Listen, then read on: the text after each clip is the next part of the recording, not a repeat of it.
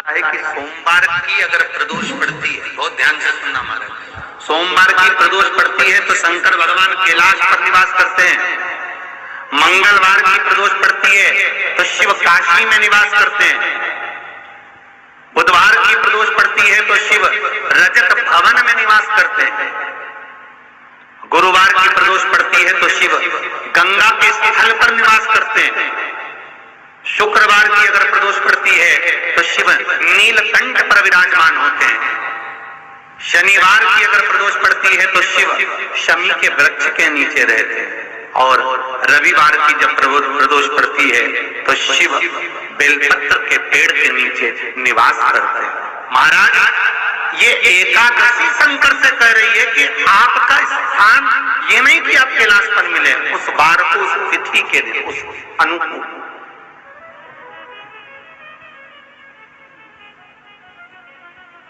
हमारे यहां कहते हैं सोमवार की जो प्रदोष पड़ती है वो इच्छा पूर्ति करती है। मंगलवार की प्रदोष रोग से मुक्ति देते हैं। बुधवार की प्रदोष कामना की पूर्ति करती है। गुरुवार की प्रदोष शत्रुओं का नाश करती है। शुक्रवार की प्रदोष सुख और शांति देती है। शनिवार की प्रदोष संतान का सुख देती है। और रविवार की प्रदोष जो काम दुनिया में कोई नहीं कर सकता वो अचूक फल की प्राप्ति रविवार की प्रदोष करा देती है। ऐसी प्रदोषों का नियम वर्णन किया चाहिए। भगवान कहते ठीक है तू थोड़ी देर खड़ी हो।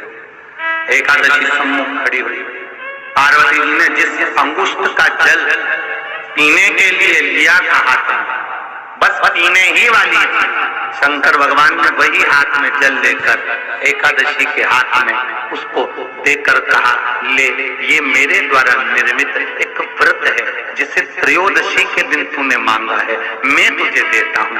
आज इस व्रत का फल मैं तुझे प्रदान करता हूँ। अब तू जिस जीवात्मा को लेकर जाएगी उसका पाप प्रबल नहीं होगा। किसी स्त्री, पुरुष, बालक, बुजुर्ग जो भी होगा जिसने प्रदोष का व्रत करा होगा वो जीवात्मा को तू किसी फल की कामना से नहीं स्वतः ही लेकर चली जाए, उसमें कोई कामना नहीं है। वंश के जीवन में 11 प्रदोष या 26 प्रदोष करने के बाद आप उसका उद्यापन कर विराम भी दे सकते।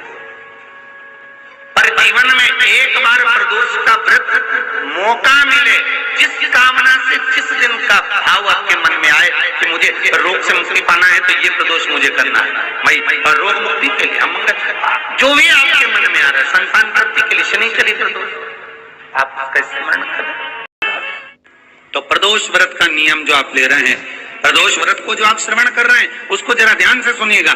सबसे पहले स्नान ब्रह्म मुहूर्त का, सुबह का, उसके बाद में फिर आसन पर बैठकर भगवान की भक्ति को धारण करना, शंकर का अनुमोदन करना, शिव भक्ति में डूबे रहना, शंकर का स्मरण करना, शंकर के नाम का स्मरण करते रहना, ये प्रदोष का मूल तत्व।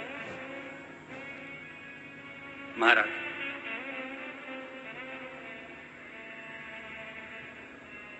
प्रदोष व्रत करने वाले को भोजन नहीं करना चाहिए, ध्यान दीजिए। फलाहार करो, उसमें भी नमक का सेवन मत करो। प्रदोष व्रत में नमक का सेवन वर्जित होता है। कारण क्या कारण होता है?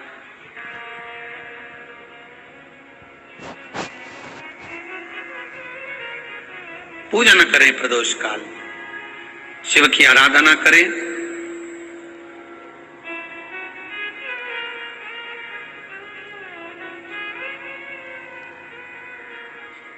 आगे वर्णन आया। प्रदोष व्रत करने वाले को प्रदोष के दिन प्रयास करना चाहिए कि रात्रि के समय पर आधा घंटा, 10 मिनट, 20 मिनट जागरण करे। जागरण मतलब थोड़ा भगवान का भजन कर लो। भले 4-5 माताएं इकट्ठी नहीं हो तो अपन अकेले कर लो। अपन अकेले कम है क्या भाई? अपन कम पड़े, आराधना अकेले भी करो, जागरण करो। जब आपकी 11 प्रदोष हो जाए, 26 प्रदोष हो जाए, तब उद्यापन करो। उद्यापन 2 ब्राह्मणों को जोड़े से बुलाओ, ब्राह्मणों को जोड़े से बुलाकर उनके चरणों की पूजन कर कर, आराधना कर कर, सुंदर मंडप तैयार कर कर भगवान का, उसमें सुंदर रंगोली डालकर, मंडल बनवाकर पूजन करो शंकर भगवान की प्रदोष का। एक दिन पहले गणेश की आराधना करो, पूजन करो, और प्रदोष वाले दिन जो मंडल बनाए हैं पूजन अर्चना करने के लिए, जो स्थान दिया है, उसकी आराधना करो। खीर की आहुतियां दीजिए 108 बार। जो ब्राह्मण आए उनके माध्यम से मंत्रों द्वारा पूजन कराकर खीर की आहुतियां दीजिए शिव नाम। महाराज फिर ब्राह्मण को जोड़े से भोजन कराकर, चरणों को नमन कर कर, दक्षिणा प्रदान कर कर, निवेदन कर कर ब्राह्मणों से कहें, हे ब्राह्मण देवता, आप हमें आशीर्वाद प्रदान करें कि जिस प्रदोष का हमने व्रत किया है उस व्रत का पुण्य फल हमें प्राप्त हो।